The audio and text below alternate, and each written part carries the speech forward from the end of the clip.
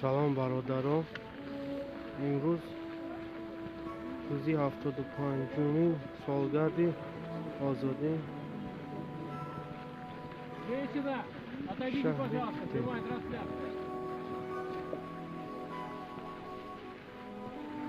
ва дар инҷо равои паси мустақимист.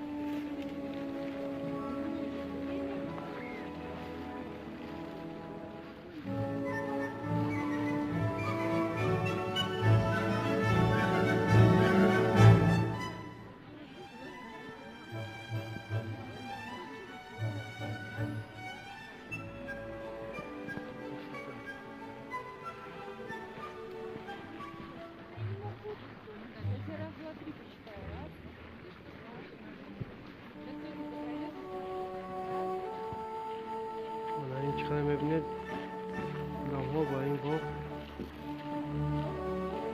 وارد شده ایستادن.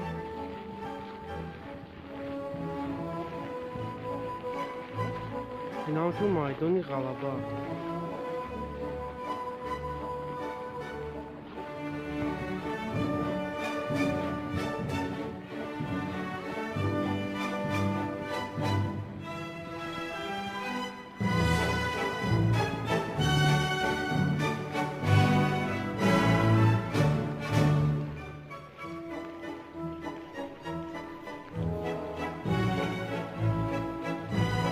خاطر یادداشت‌ها در اینجا روزها می‌گذارم.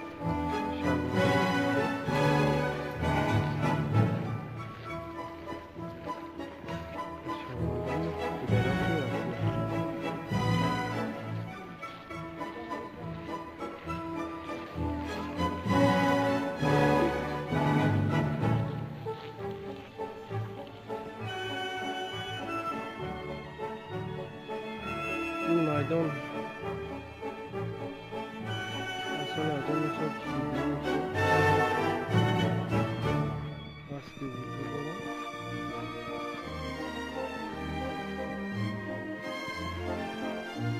اصلا اینجا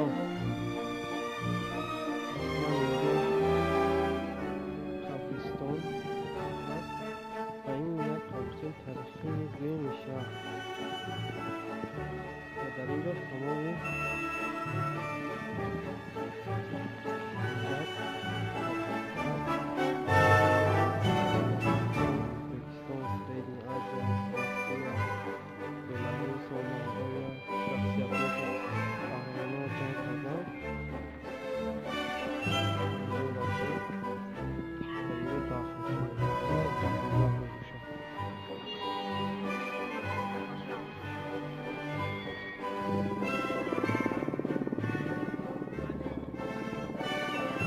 بعد چند دقیقه ها آزمون سر میشه. اکنون آمدن جناب لطفینم اون تشریف آورد. بعد از چند دقیقه ها شده شوی این مراسم ها شروع میشه. این هم در این